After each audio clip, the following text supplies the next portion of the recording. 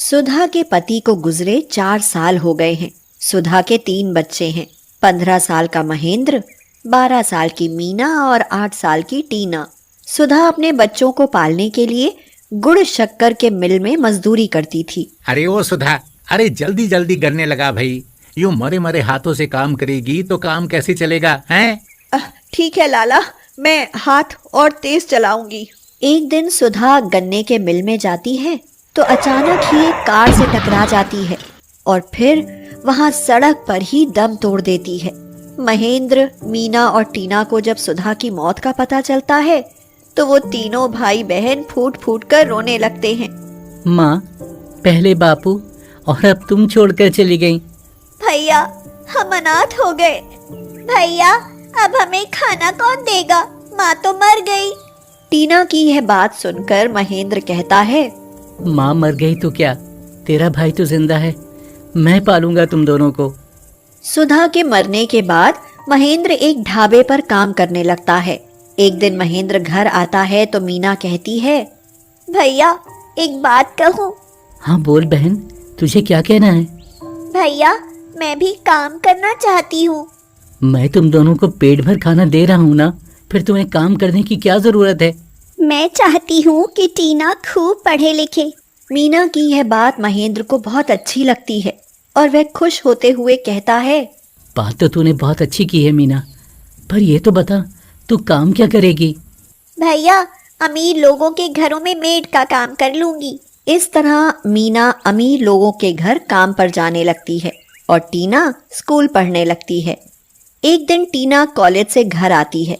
टीना बहन, देखो मैं तुम्हारे लिए कितनी सुंदर ड्रेस लाई हूँ। पूरे 200 रुपए की है। 200 रुपए? मुझे तो 2000 की ड्रेस भी पसंद नहीं आती। अपने पास रखो इस सड़क छाप ड्रेस को। टीना को मीना से बदतमीजी करते देख महेंद्र को उस पर बहुत गुस्सा आता है और वह उसे डांटते हुए कहता है, टीना, तुम्हें अपनी बड़ी बहन से ऐसी बदतमीजी करते शर्म नहीं आती? इसमें शर्म कैसी भैया? आप गरीब भाई बहन के साथ रहते रहते मैं उकता गई हूँ। मुझे तो अब रहने के लिए बंगला चाहिए बस। बहन, भगवान करे तेरे नसीब में बंगलों में रहना हो। वो तो है ही भैया, मैं तुम्हारे जैसे गरीबों के साथ रहने के लिए तो बनी ही नहीं हूँ ना। अगले ही दिन टीना रोहित नाम के एक लड़के को लेकर घर आती है। रोहित कहता है, मैं टीना को बहुत पसंद करता हूँ। मेरे पास दौलत के भंडार भरे हैं। टीना उम्र भर रानी की तरह रहेगी। मेरी बहन तो है ही रानी बनने के लायक। अगर टीना ने खुद ये फैसला कर ही लिया है तो भला हम इनकार कैसे कर सकते हैं? यह कहकर महेंद्र चुप हो जाता है और फिर मीना से कहता है, शादी तो पहले तुम्हारी होनी चाहिए मीना बहन। भैया, इस हिसाब से मुझसे पहले तुम्हारी शादी होनी चाहिए। चलो पहले टीना की शादी कर देते हैं। महेंद्र और मीना ने अपनी मेहनत मजदूरी करके जो पैसे बचा कर रखे थे वे टीना की शादी में खर्च हो जाते हैं। टीना और रोहित की शादी हो जाती है और टीना एक महंगी गाड़ी में मीना और महेश से मिलने आती है। मीना, तुम्हारी किस्मत में तो भगवान ने झोपड़े में रहना लिखा है। मुझे देखो, महल जैसे घर में रहती हूँ। सबकी अपनी अपनी किस्मत है बहन। टीना, बड़े बोल मत बोलो बहन। झोपड़े में रहने वाली इस गरीब बहन ने ही तुम्हें महल में रहने लायक बनाया है। छोड़ो भैया, मेरी किस्मत में महल लिखा था सो मिल गया। एक दिन मीना उदास बैठी थी तो उसे देखकर महेंद्र कहता है, मीना, तुम उदास मत हो बहन। मैं तुम्हारे लिए भी कोई अच्छा लड़का ढूंढकर तुम्हारी शादी कर देता हूँ। मीना महेंद्र की बात का कोई जवाब नहीं देती और एक रोज महेंद्र भी एक ट्रक की चपेट में आकर दुनिया छोड़ जाता है। भैया, आप तो मेरी शादी करने वाले थे, फिर आप भी क्यों छोड़ चले? अब मेरी शादी कौन करेगा भैया? महेंद्र की मौत की खबर सुनकर टीना घर आती है तो वह मीना को तसल्ली देने के बजाय उल्टे उस पर ताने कसने लगती है। मीना बहन, मुझे बहुत दुख है कि महेंद्र भैया चल बसे। अब तुम तो अकेली ही रह गई। सब नसीब की बात है बहन।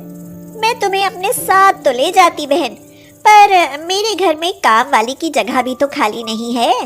टीना की यह बात सुनकर मीना को दुख तो बहुत होता है पर वह अपना सारा दुख अंदर ही अंदर पी जाती है और कहती है, हे भगवान, दुनिया कितनी स्वार्थी हो गई है, जिन पर हम अपना सारा प्यार लुटा देते हैं।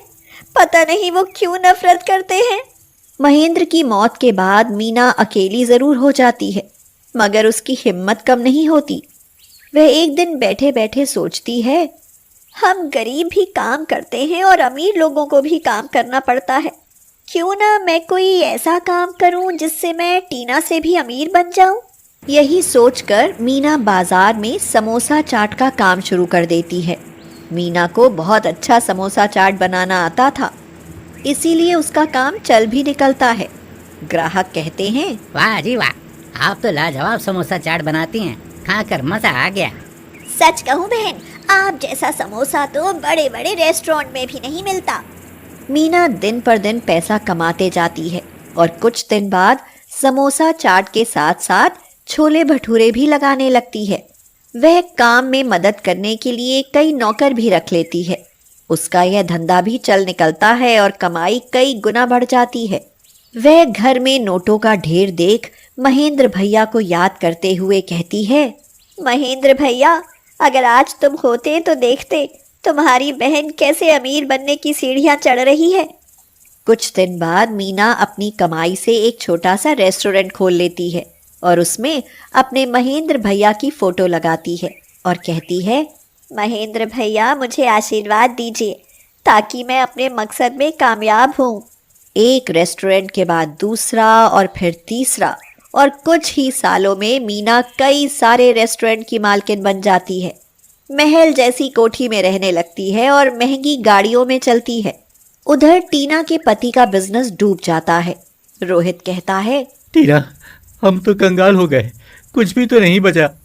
कुछ दिन बाद रोहित और टीना घर से बेघर हो जाते हैं और किराए के मकान में रहने लगते हैं, मगर गरीबी के कारण वह ठिकाना भी उनसे छिन जाता है। मकान मालिक कहता है, अरे भाया, 4 महीने से किराया नहीं दिया, अभी के अभी घर खाली कर दो। हम गरीबों पर दया करो सेठ, थोड़ी मोहलत और दे दो। ना ना, 1 दिन की भी मोहलत नहीं मिलेगी, अभी के अभी घर खाली करो। न खाना न ठिकाना। टीना और रोहित के लिए भूख अभिशाप बन जाती है। एक दिन टीना सड़क पर बेहोश होकर गिर जाती है।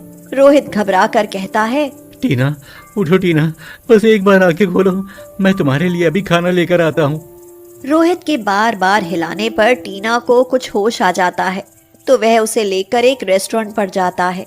भाई, मेरी पत्नी भूख से मरी जा रही है, भगवान के लिए थोड़ा खाना दे दो। मुझे रूखा सूखा जूठा वूठा कुछ भी खाने को दे दो प्लीज। टीना यह कह ही रही होती है कि तभी वहां मीना आ जाती है। टीना की ऐसी बुरी हालत उससे सहन नहीं होती। वह हैरान हो जाती है और कहती है, टीना, मेरी बहन, तेरी ये हालत कैसे? हमारी बदनसीबी के कारण दीदी, आज हम इतने गरीब हैं कि हमारे पास खाने तक के पैसे नहीं हैं। यह सुनकर मीना को बहुत दुख होता है और वह रोहित और टीना को अपने रेस्टोरेंट में बिठाकर पेट भर खाना खिलाती है। खाना खाने के बाद जब टीना को मीना की अमीरी का पता चलता है तो उसे अपनी गलती का एहसास हो जाता है और वह मीना से माफी मांगते हुए कहती है, दीदी, मुझे माफ करना, मैंने अपनी अमीरी के घमंड में तुम्हारा बहुत अपमान किया। पगली, अब तो समझ गई ना कि धन का घमंड कभी नहीं करना चाहिए, क्योंकि धन तो आने जाने वाली चीज है। यह कहकर मीना टीना को गले से लगा लेती है